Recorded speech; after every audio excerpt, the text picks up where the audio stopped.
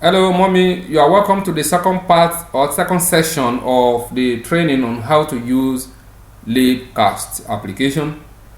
Now, having successfully uh, loaded your browser, and you've entered leapcast.wavedone.com, and you are at the login environment, we are going to log in back into the admin and create user. And we are going to create an account for a librarian that will log in. So the next thing I need to do now, having successfully logged into this environment, I will now click on librarians or staff. To my right here, I'm now going to type a name of the participant or the respondent or the librarian. First of all, let me just type Dr. Victoria Sukari, and the password the username I'm going to be giving, or the registration number I'm going to give it to her, is Sukari, and the password I'm going to be giving to her is also Sukari. Now, the reason I'm giving a simple username and password, the user of the application might decide to use a complex password that another person may not be able to guess, but this is just for training. I'm going to click on save. So you can see to my right here, the name Dr. Victoria Sukari appears. And now let me log out as an administrator, as an admin, and log in as a librarian or respondent. I call Dr. Sukari, or Dr. Victoria Sukari. Now I have logged out successfully, and I'm going to click on librarian. Okay. Now here am I. I'm going to, in this ID number, I'm going to type Sukari, and in the password also, I'm going to type Sukari. I'm going to click on sign in. I have successfully signed in now as Dr. Victoria Sukari, Sukari being the username. You can see it to the right here, and I can sign out. Now, the options that are available to student or respondent or librarian are these. The respondent or librarian can click on this change passport and upload a new passport, and it will appear here. You can now select the sender and put the date of birth, and select marital status if necessary. Put the GSM or the phone number here, and type in here the valid email address, and here type the contact address of the person. Okay, to my right here, the person will also decide to change the password by clicking on this menu here. You can put the old password and then include and enter, put the old password, put the new password here, and confirm it, and then you can now change. These are the three examination or tests that have been allowed by the administrator. So but there might be many, or the administrator who can also, or the HOD might decide to remove them, not making them available to students. So if you click on one, this is how it's going to start demonstrating. It will show you the name of the test, it will show you the time allowed, it will tell you, calculate the total number of questions you are expecting, and then it will give you what you are instructed to do.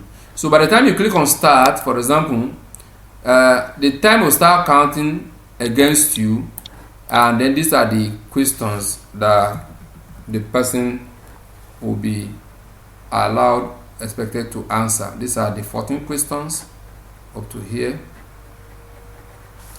So upon finishing, the person will now go up and click on submit. If you do not finish and the time elapses, that the 10 minutes elapse, it will automatically submit for the user.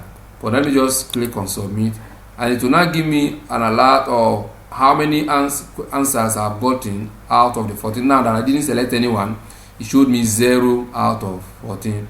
I can now either close to return me back to continue if I did not finish, or I can click on submit and it will automatically calculate the total number. Maybe the one I selected number 1 is correct, that's why now it's able to give me this answer. So the same test will now remain like that. The person or the respondent can keep on testing, keep on testing himself, and then okay, so it shows that the test has been completed. So that's why it's like that. But I'm going so you can't retake it again unless the administrator or the HOD decide to enable you or allow you to take the test again. But we can also make it possible that you can keep on retesting and testing yourself, but that is going to give a lot of load to the HOD, because every test you conduct, you carry out and you submit, it will be available to the administrator or the HOD or the examiner to continue to look at what you have done. So at the bottom here is daily activities. So let me click on it, and it will now open this session for you. In this place, what the person needs to do as a librarian, when you come to office, you can now select the job you perform per day. For example, maybe it's classification, and maybe here classification is book that I have classified, and then I can type the number of books I have classified. Maybe I have classified about 7, and I will now submit. So upon submitting, it will now line up here. You might decide to delete. It will show you the activity, the item. This is the one I just did now, and then it will tell you that the day, this is Friday, for example, and like 21st of February 2020 at what time, this moment.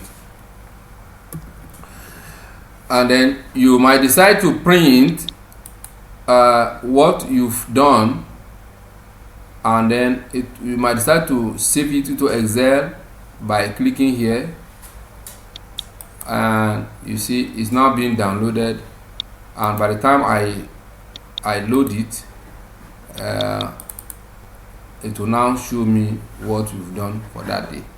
You might also decide to print it directly from here, or copy into Microsoft Word by clicking here to tell it to copy to clipboard, or you click on this one, and then it will show you, it will automatically display your printer for you to print. But I'm not going to print now. So let me click home and come back here. So now that is what you keep on doing. You might decide to go back for testing, and then it will bring you here, and then once you are done for that day, you can just click on sign out, and congratulations, you finished the activity per day. So this is the end of the second part of this training. The next part, which is going to be the part 3, is going to be on the librarian part, or the HOD part, or the examiner part, where we are going to explore the detail of the powerful functionalities or the modules that are there. Thank you for listening, and God bless you until I return back.